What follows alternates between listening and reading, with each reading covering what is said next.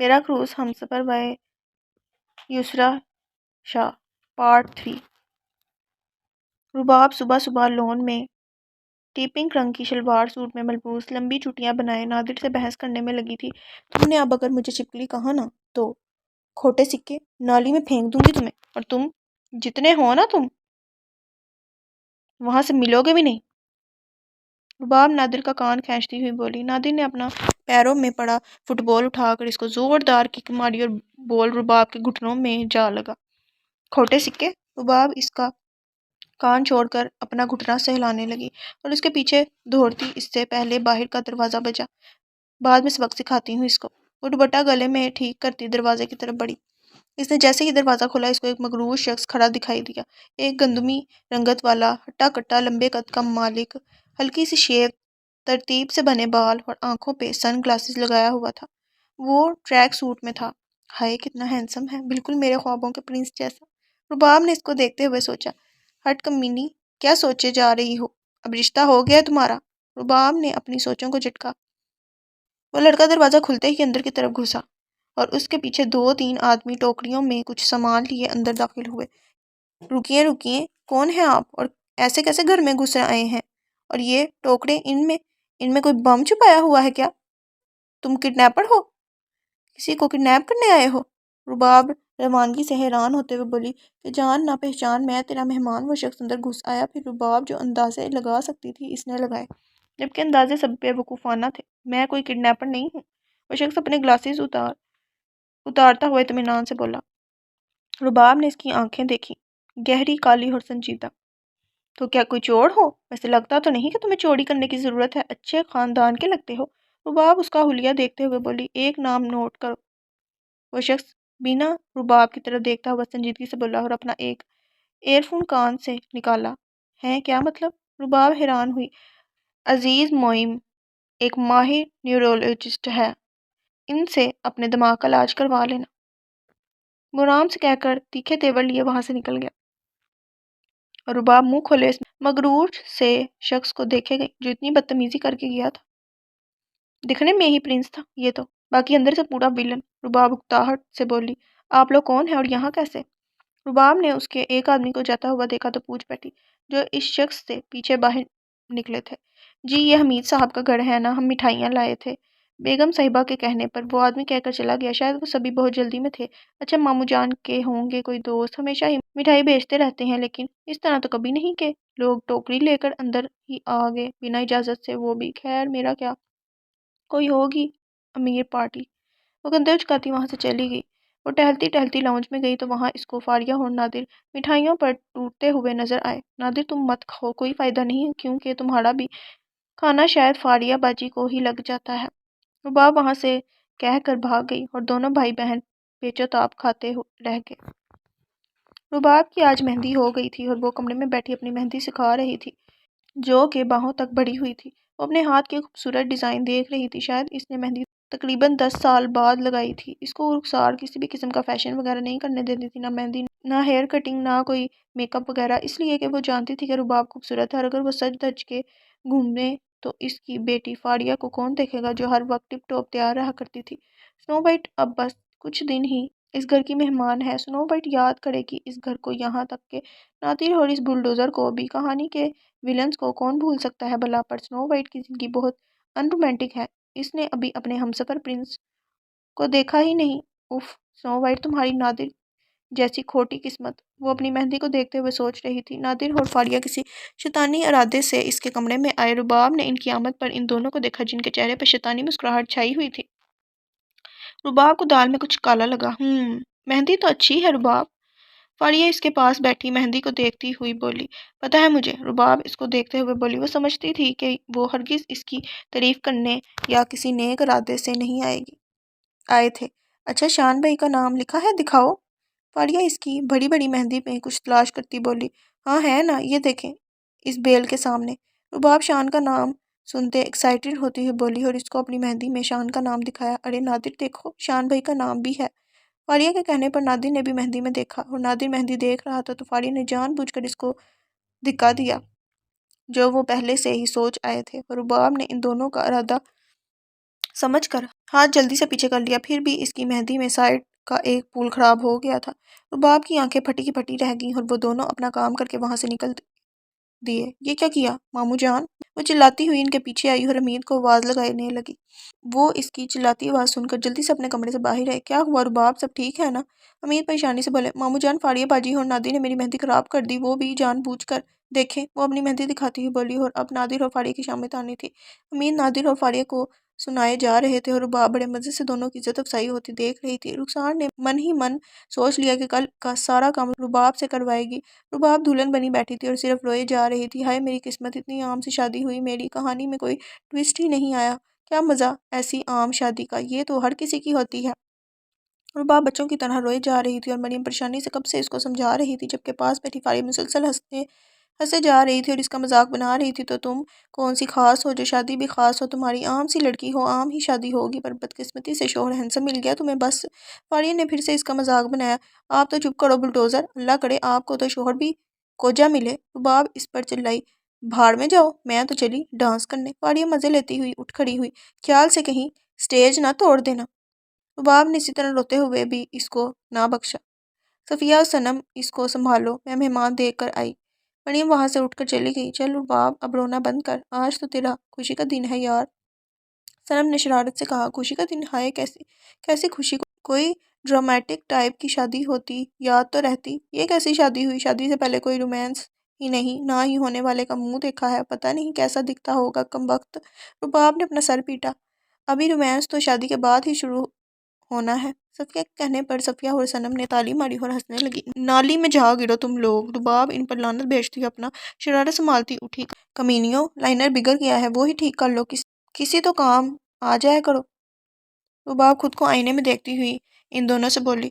رباب رخصت ہو کر اپنے سسرال میں بیٹھی تھی۔ گھر کافی بڑا تھا شان کا، اور گھر میں کم ہی لوگ تھے، بس اس کی 2 بہنیں، ایک ماں اور 2-3 ملازمہ۔ شان کے والد 8 مہینے پہلے وفات پا چکے تھے، اس لیے اب شان ہی سارے گھر کا سربراہ تھا۔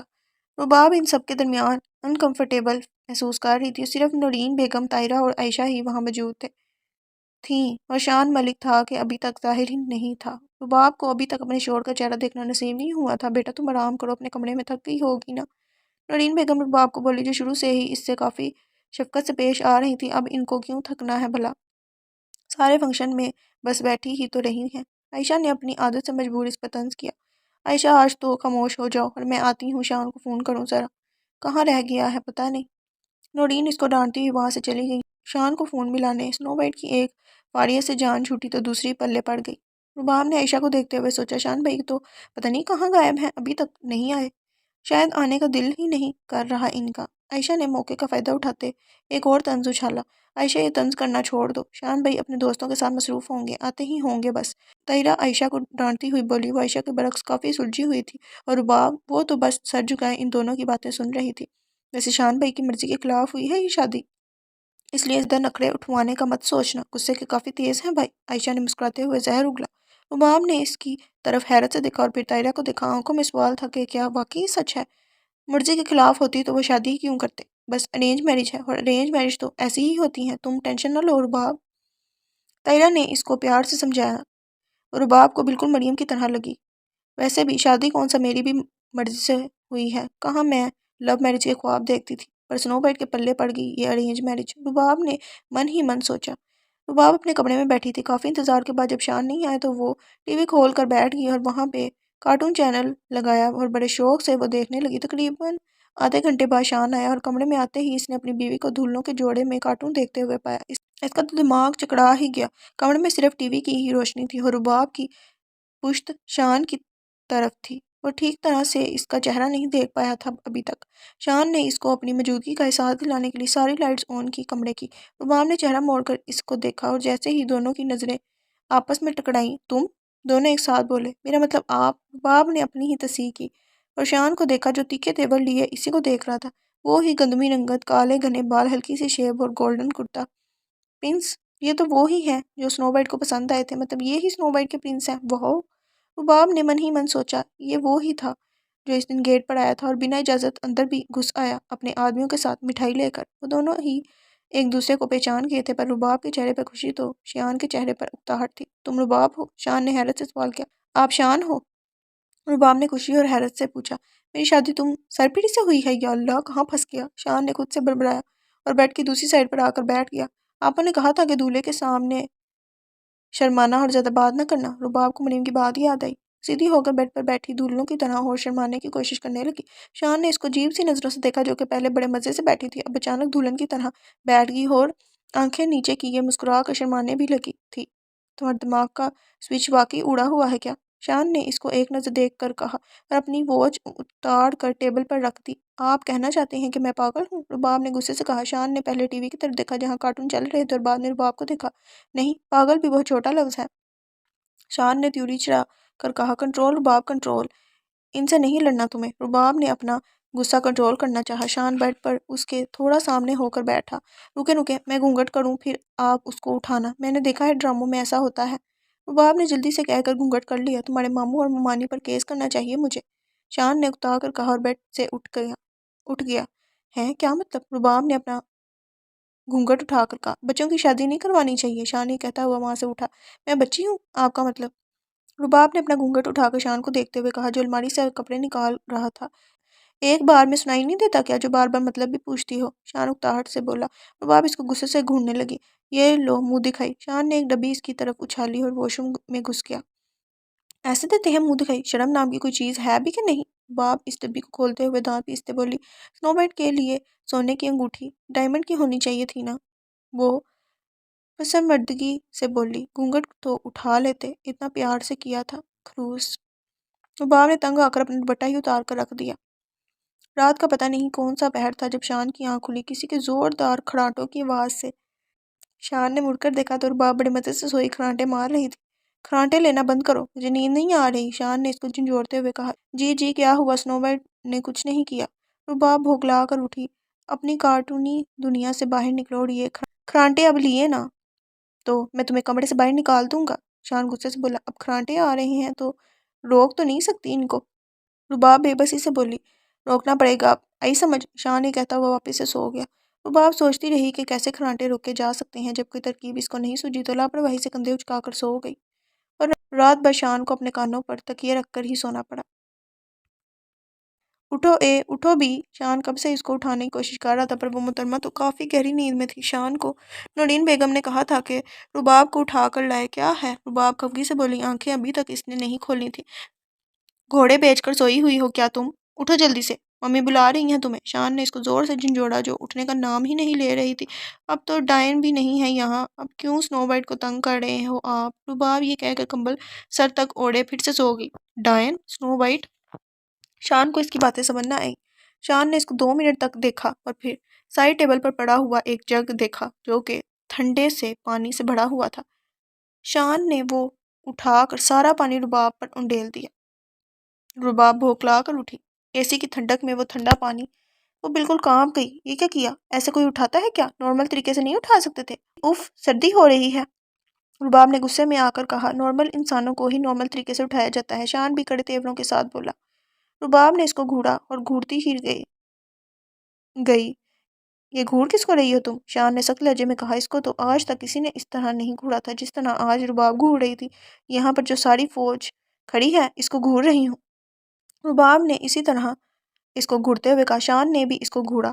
ظاہر ہے کمرے میں آپ ہی کھڑے ہیں، آپ کو ہی گھور رہی تھی میں، رباب تیز آواز میں بولی۔ چلاؤ مت میرے سامنے، کینچی کی طرح جو یہ زبان چلاتی ہو نا، کاٹ کر پھینک دوں گا، شان نے اس کو انگلی اٹھا کر وارن کیا۔ رباب اب تھوڑی سہم گئی، پر پھر بھی چہرے پر زبردستی غصہ لانے کی کوشش کرنے لگی۔ وہ اپنا ڈر اس کے سامنے ظاہر نہیں ہونے دینا چاہتی تھی۔ شرافت سے یہاں سے اٹھو جاؤ اور تیار ہو کر نیچے آؤ، اور ہاں، اپنی بیکار کھوپڑی سے یہ بات نکال مت دینا، شان کہتا ہوا کمرے سے باہر نکل گیا۔